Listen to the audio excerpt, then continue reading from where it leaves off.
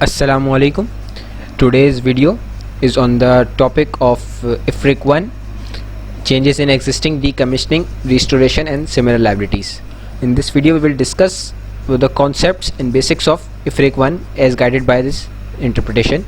So moving on to paragraphs 1 and 4 until 4, this interpretation guides us on how to account for the effects of changes in measurement of existing decommissioning restoration similar liabilities, यानी कि ये इस interpretation का वजूद होने का इसका मकसद कुछ इस तरीके से है कि भाई कि हम किस तरीके से अफेक्ट जो आया हमारा लाइबिलिटी इसके अंदर चेंज में एग्जिस्टिंग डीकमिशनिंग में उसको किस तरीके से अफेक्ट अकाउंट फॉर करें, हम लोग उसके अफेक्ट्स को किस तरीके से अकाउंट फॉर करें अपनी बुक्स के अंदर। इस स्टैंडर्ड का मकसद ये है वजूद में आने का। फिर ये कि this interpretation applies to the changes in measurement of any existing decommissioning restoration on similar liability। अच्छा, इसका इस इंटरप्रिटेशन अप्लाई कौन सी लाइबिलिटीज़ पे होती है जो कि रिकग्नाइज्ड हो गई हो as a part of cost of property plant equipment as per IAS 60, या फिर right of use of asset में का पार्ट बन गई हो इन अकॉर्डेंस विद IFRS 16, या फिर recognised as a liability in accordance with IAS 37। फिर ये कि भाई इस इंटरप्रिटेशन में हमें बताया जाएगा कि जो लाइबिलिटी में चेंज आएगा हमारी कुछ वजूहत की वजह से, जो अभी मैं 3 होंगी वजूहत मैं इनको दिखाता हूँ, अभी आपको फर्दर कुछ सेकंड्स बाद मैं बताता हूँ कौन कौन सी वजूहत की वजह से जो हमारी लाइबिलिटी में चेंज आएगा उस इवेंट्स को हम लोग किस तरीके से अपनी बुक्स में अकाउंट फॉर करेंगे। उससे पहले तो भाई change in the estimated outflow of resources required to settle the obligation, यानी जो लाइबिलिटी है आपकी उसके आउटफ्लो में कोई चेंज आ जाए तो उसको किस तरीके से हम अपने बुक्स में रखेंगे, अकाउंट फॉर करेंगे। कोई मार्केट बेस्ड डिस्काउंट रेट में चेंज आ जाए, या फिर कोई पैसेज ऑफ टाइम में कोई फ़र्क आ जाए, इंक्रीज़ आ जाए।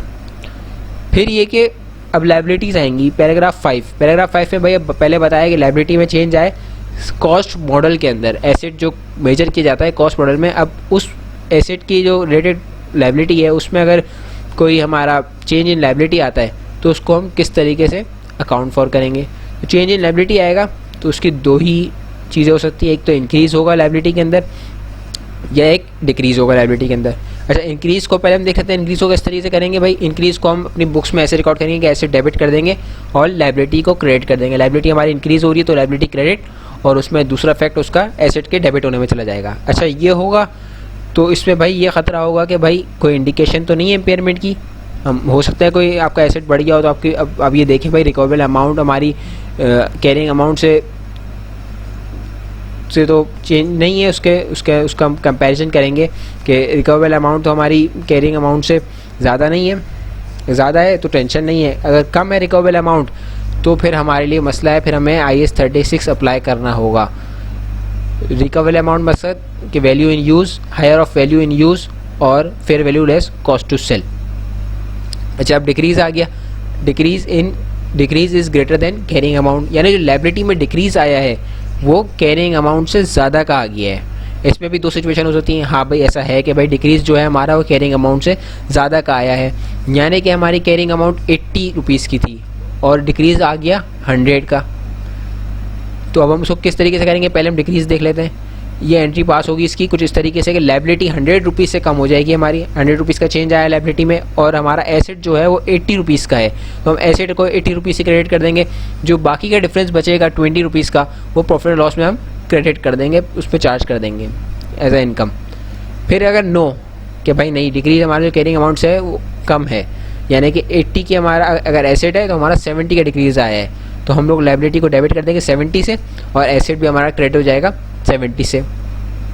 फिर स्टैंडर्ड कुछ इस तरीके से कहता है अपने पैराग्राफ 6 में कि भाई अब एसेट अगर हमारा रिवैल्यूएशन मॉडल में मेजर हो रहा है तो फिर अगर लाइबिलिटी में चेंज आएगा तो हम उसको किस तरीके से अकाउंट फॉर करेंगे। इधर भी 2 सेम केसेस होंगे चेंज इन लाइबिलिटी के अंदर, एक इंक्रीज़ होगा और एक डिक्रीज़ होगा। पहले हम अगर इंक्रीज़ देख लें कि हमारी लाइबिलिटी में चेंज आ गया जिसकी वजह से हमारी लाइबिलिटी इंक्रीज़ हो गई, तो हम लोग डेबिट इफेक्ट लेंगे। वो डेबिट इफेक्ट होगा reduce the revaluation surplus to the extent of any credit balance existing, यानी कि अगर रिवैल्यूएशन सरप्लस में कोई बैलेंस एग्जिस्ट करता है क्रेडिट के अंदर तो सबसे पहले तो हम लाइबिलिटी को उतनी अमाउंट से, लाइबिलिटी तो अपनी जगह पे कम हो बढ़ेगी क्रेडिट अमाउंट से जितनी भी है। जैसे 100 रुपये की अगर लाइबिलिटी बढ़ रही है हमारी 100 से, तो हमारी लाइबिलिटी सीधी सीधी क्रेडिट हो जाएगी।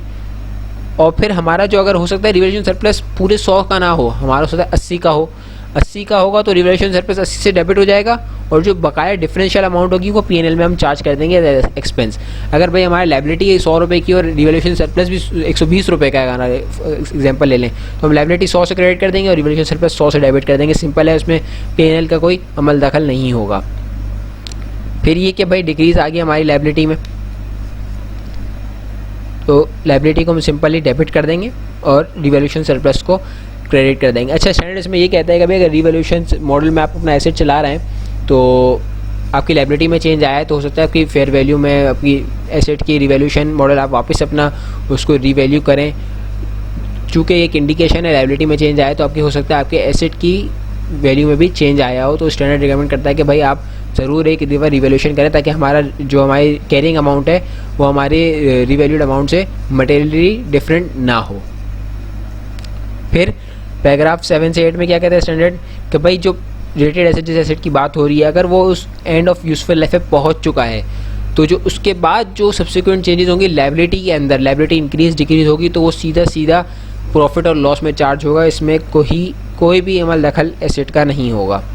इसके बाद ये कहता है भाई पीरियोडिक अनवाइंडिंग करेंगे हम डिस्काउंट की, और उसको IAS 23 के हिसाब से हम कैपिटलाइजेशन इसकी नहीं करेंगे। इसका फाइनेंस कॉस्ट में हम as a profit loss charge कर देंगे। फिलहाल तो इस वीडियो में सिर्फ कॉन्सेप्ट गाइडेंस थी।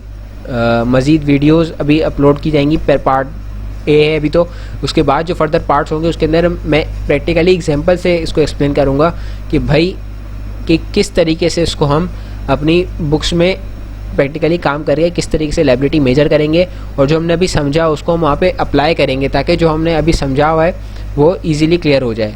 तो उम्मीद है आपको उसमें कुछ समझ आया होगा, वो कॉन्सेप्ट क्लियर हुआ होगा। तो मज़ीद इस वीडियो को लाइक और शेयर ज़रूर करें अपने दोस्तों के साथ, और मज़ीद वीडियो से अपडेट रहने के लिए चैनल ज़रूर सब्सक्राइब करें, और नोटिफाइड रहने के लिए बेल आइकन ज़रूर प्रेस करें।